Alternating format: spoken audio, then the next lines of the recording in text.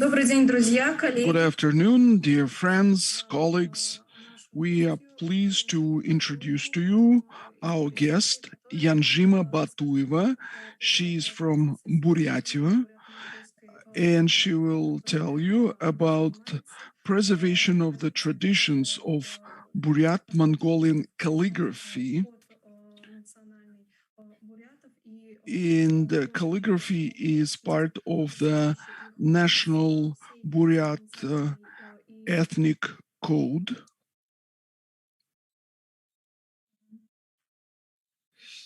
Теперь я говорю, да?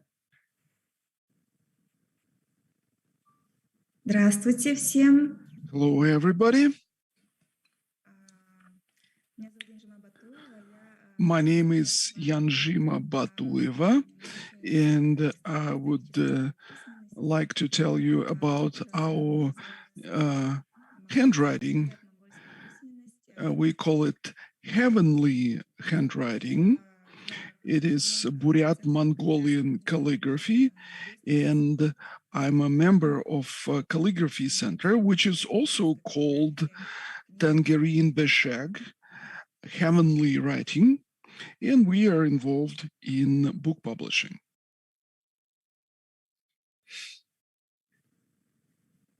Не говорить, прошу прощения. Да.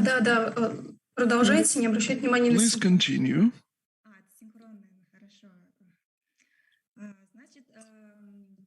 Бурят-монгольская письменность появилась... Buryat Mongolian handwriting appeared in the times of Genghis Khan in about 15th century. We, Buryats, are the northern Mongols. We have common history, common culture, common language, and common writing. There are some dialectical differences. By and large, we are the same people. In the 13th century, here's the slide,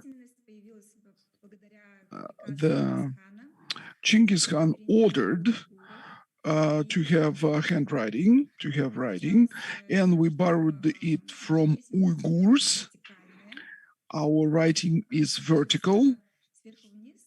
We write from up down, and we read it from left to right. We have a very rich history of writing. And here you can see genealogy of writing. And we're going down to Phoenician writing. This is 15th century BC.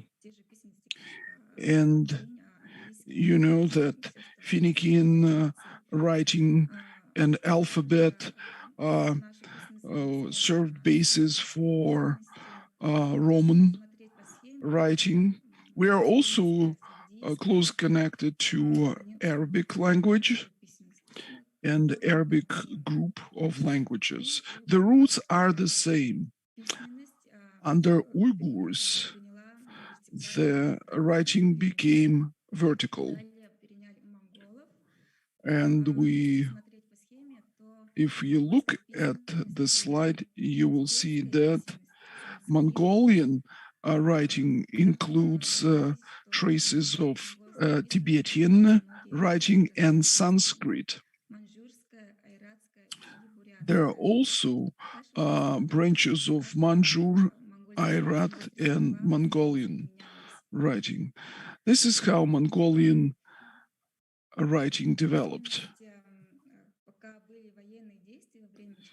While we had military actions, combat actions in the times of Genghis Khan, the writing was not changed much. But with the new rulers, new elements were introduced to the writing. Under Kublai Khan, who was the grandson of Genghis Khan, we had square writing, and it combines Tibetan, Chinese, and Mongolian languages. Булай хан established a great dynasty of Yuan, and the rulers were Chinese, Mongolians, and Tibetans, and naturally we had common writing. After the death of Kubilai Khan, the writing did not develop. Что становление грамматики, которое сейчас уже сейчас присутствует, было в XIV веке. То есть прошло целый век, чтобы язык стал более-менее таким развитым. В этом участвовал буддийский монах Чайджи Оцер. Также есть такое понятие, как транскрипция. Монгольский язык, там есть какие-то определенные звуки, и нет некоторых звуков, которые, есть. And there are certain sounds that do not exist in Tibetan language.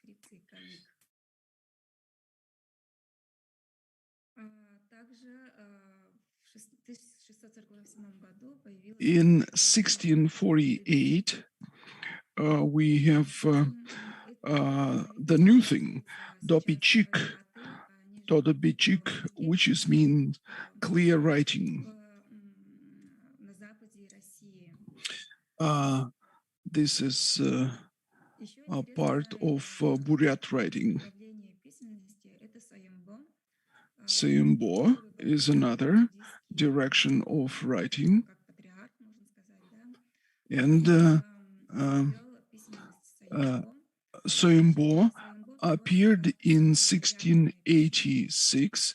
It is self-proclaimed, self-determined writing, self-developed writing. And the sign that you can see on this slide is the sign in the upper hand corner, is the sign of Mongolian independence. Also, we Buryats, in the beginning of the 20th century, we had another writing which was named Vagindra. It did not exist for a long time.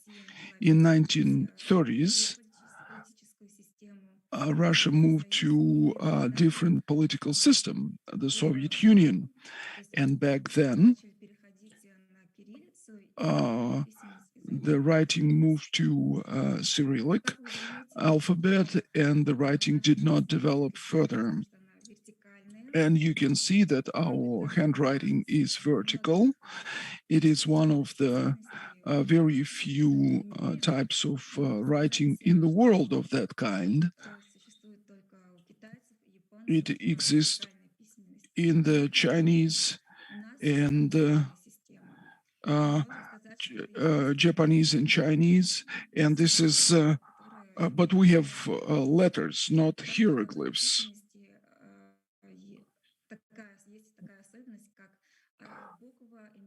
And the letter has three positions. А вот в письменности Вагендра Гвандер Жиев оставил только срединное написание буквы.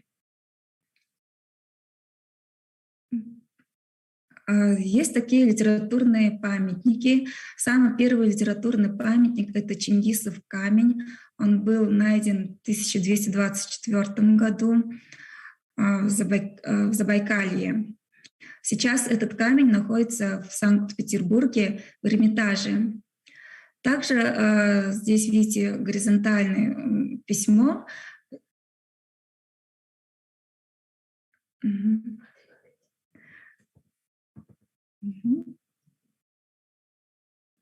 Продолжайте, Yanzhima. Это письмо. So this writing, Gui Khan of Gui Khan Han to the Pope of Rome, and we can see the stamp of Guyuk Khan, and the top of the peak of our people is the secret history of Mongolia. So the date is 1240. We can see the way the old books look like. These are Buddhist books, and the Mongol writing. So a lot of different significant Buddhist philosophical books were translated into the Mongol language. 108-volume book Tanjur was translated, and also the commentaries that amassed to 256 volumes. A lot of historical manuscripts were also written, and other religious works as well. We can also mention that we have a very rich history in terms of culture, and before the 20th century, starting from the 13th century until the 20th century, we used vertical writing. And when we were in the Soviet Union, we used the Latin language, and then we used the Cyrillic language. Here you can see the newspaper, Buryat Mongol Pravda newspaper. So you can see that it uses the vertical writing, the vertical script, and on the right part of the slide you can see the Latin letters. In 1939, we switched to Cyrillic. Now we have the problem of preserving the language, and very few people use the Buryat language right now. Young people know it not very well, and the older generation know it much better, and we are starting to lose this our language, our native language. When we switched to the Cyrillic writing, I think we started losing it, and many people started forgetting it since then. Also, the Mongol calligraphy is one of the tools of preserving and renovating the language. So this is how the calligraphy looks like. So we use the brush to write letters. This is what we took from the Chinese. We borrowed this style from them.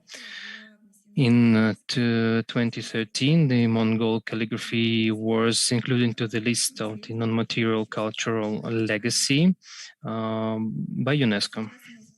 Now we use the handwriting and calligraphy more as something decorative, and this presentation is used to show the way that we use to how we use the calligraphy and writing.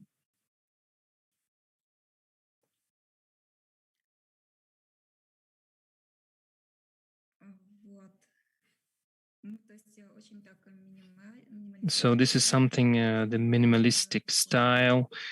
This is how we use it. These are our editions, some pages from our books.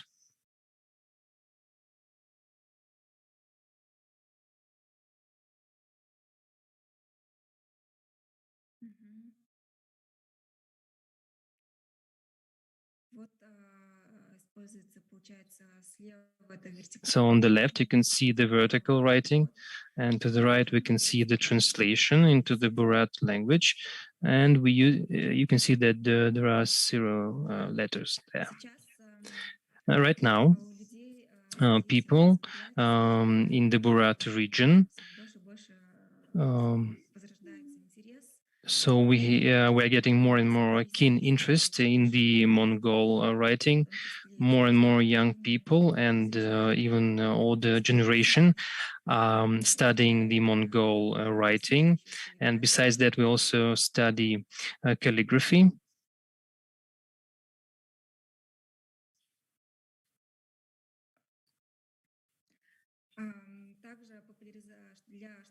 And to make the writing more popular, we also hold different events. So we took part in some, we take part in some festivals, in summits. And right now, the day after tomorrow in Ulan-Ude, we will open event, a festival that is dedicated to the problem of preserving the language, so that people speak the Buryat language.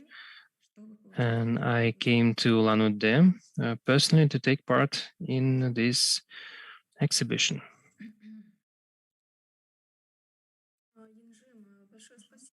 Yanzhima, thank you so much for your wonderful story and for your presentation. I would also like to specify a few details about the situation in the Republic and in Mongolia, about the usage of the language and of the Mongol writing, not only as something as part of the design and decoration. You showed us some slides that use the Mongol calligraphy, but using it as the text itself, as something that tells us the story. In Buryatia,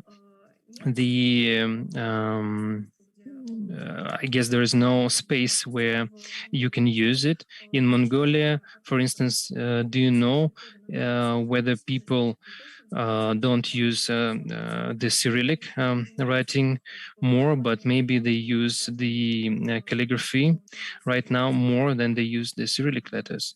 Do you know anything of that? This is a very good question. The Mongol calligraphy, Mongol writing, so there are about 10 million Mongol people in the world. In the Inner Mongolia, in China, most Mongols are right there, about 6 million people. Starting from the times of Genghis Khan, they used this writing. They studied at school, and they use it when studying all the subjects. All the books are being published in this language, and they have never interrupted this process. When we talk about Mongolia itself as the independent country, there are about 3 million Mongol people living there. And because of the influence of the Soviet Union, they switched to the Cyrillic writing. And right now, so we have a decree that by 2025, all the documentation and all the state documents should be issued in the Mongol writing. So they should be issued in 2 languages, in 2 different scripts, in the Cyrillic writing and in the Mongol writing. Right now, they're moving very fast towards the vertical writing. It includes all the administration work. If you want to work in some federal structure, all of them, anyone should know 2 types of writing, and especially the Mongol writing, the vertical writing. Little kids writing very well. They can use the vertical writing right now, but in our region in Buryatia, we are quite few. There are some people who are really involved in this process that are very avid lovers of the vertical writing. This is a wonderful national policy. Could you tell us the image behind you on the wall? This is a calligraphy letter. What does it say? When was it created? Yeah, sure. I'll move a little bit. Can you see right now? So now you can see it as a mirror image. My friends gave it to me as a present from Mongolia. I think this was a present that was given to me by the friends about 5-6 years ago. It is written, the word is bэшэг, means abundance. It means that it's a desire or wish to live in affluence and abundance, in fertility.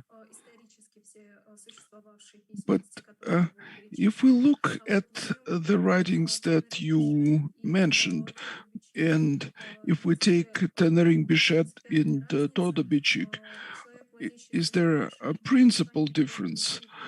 Do they understand each other, the people who know one of these writings, or they're difficult to understand? Well, there is a difference. For instance, I know Tэнгэриин, which is Mongolian writing, and I do not know very much the bэшэг writing. Of course, I recognize certain elements, certain words, modified and changed. Kalmyks know bэшэг much better. If we take Vagindra, just very few people, really very few people know these writings. In the times of digital education, when we can use writing in publishing, in digital art, are there ways to start education among the Buryat people, especially young people? What kind of practices would you advise? Maybe there is already a project underway, so that it will not be decorative writing, but everyday writing for everyday use. Well, for everyday writing, of course, we need support from the state and by the state. So far, this is developed by enthusiasts of our writing. Of course, there are certain projects. My friends and I launched a flash mob in Instagram, and there is Inktober. Inktober, it means that every month, every day, certain words are being drawn, and we try to write these words. Have you heard about this project, flash mob project?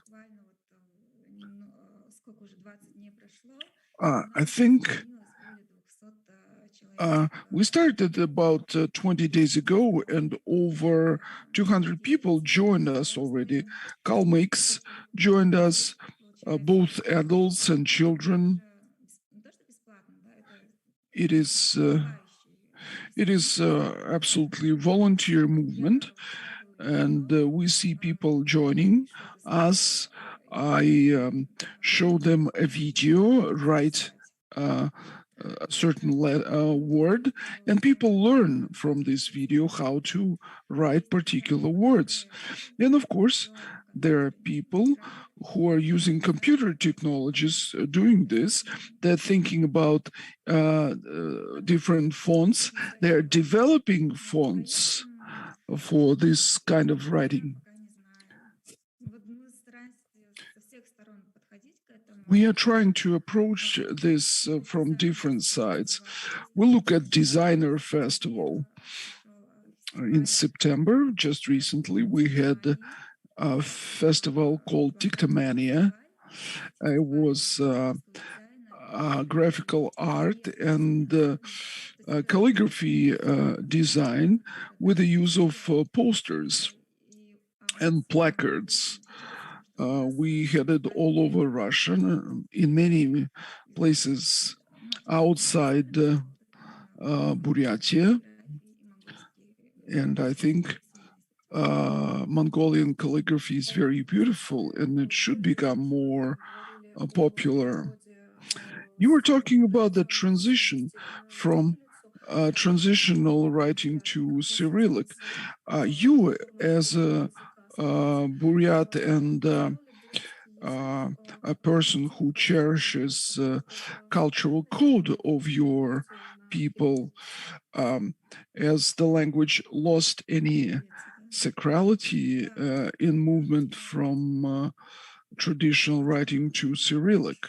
Yes, it has lost. It lost, right. That's my feeling. First of all, starting from the 13th century and up to the 20th century, there was a lot of literature written in high style with the use of Mongolian calligraphy. And when we moved to Cyrillic writing, a lot of old words, certain grammar constructions simply were simplified and thrown out of the language. They were destroyed. They're Buryats, and they're named Shinkhin. They live in the territory of Mongolia, and they preserve Mongolian writing. And of course, Shinkhin, Buryat understand each other very well. We lost the writing, and we do not understand the Mongols as good as Shinkhin, Buryat can do it. Before, there was no problem in understanding the Mongols. Please continue. And the literature that is being written in the since 2030s, that is almost all the 20th century, and nowadays it's just a fraction of the Buryat national literature. But if we take Mongolian writing, this is an ocean of literature. This is an enormous volume of works. Getting back to transition of transfer of traditions and transferring Mongolian writing to the young generation, we're very happy that with the fact that Buryat language has the level of the Republican, and of course it is taught at schools. It is a native language for people of the Republic. Are there any attempts to include Mongolian writing into the lessons of Buryat language at schools? Or maybe there's some hobby groups, extracurricular activities, maybe preschool education? Yes, we have this. Here in Buryatia, the national schools, where we make an emphasis on the Buryat language, children learn Mongolian writing. Some schools even have hobby groups to learn calligraphy. And of course, there is a shortage of special teachers and specialists, especially in calligraphy.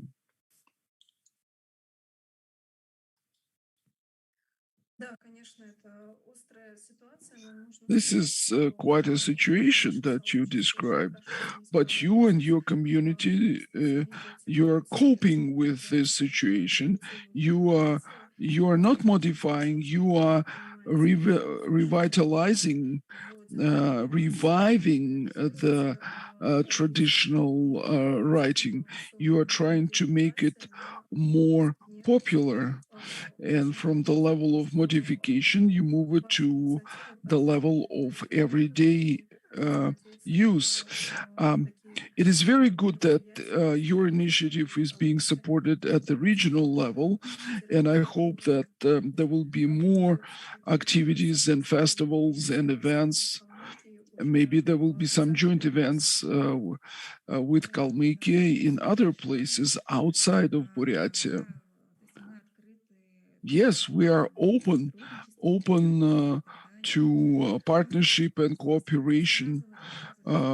We would love to show the beauty of our language and unique culture to people of other languages and cultures. And of course, Kalmyks, we would like to establish strong relations with them. We have friends, but there is a big distance between our two republics. And of course, we want to communicate more with them.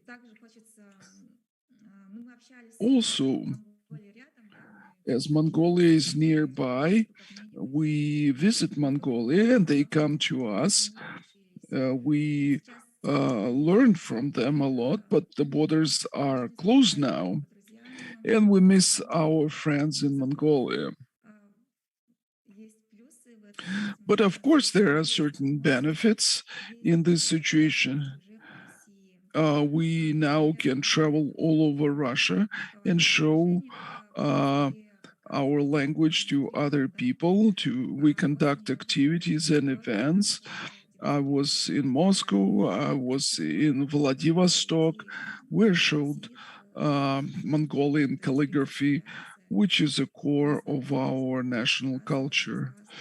It's a great pleasure for us to tell people of other cultures about our language. Yeah, popularization is extremely important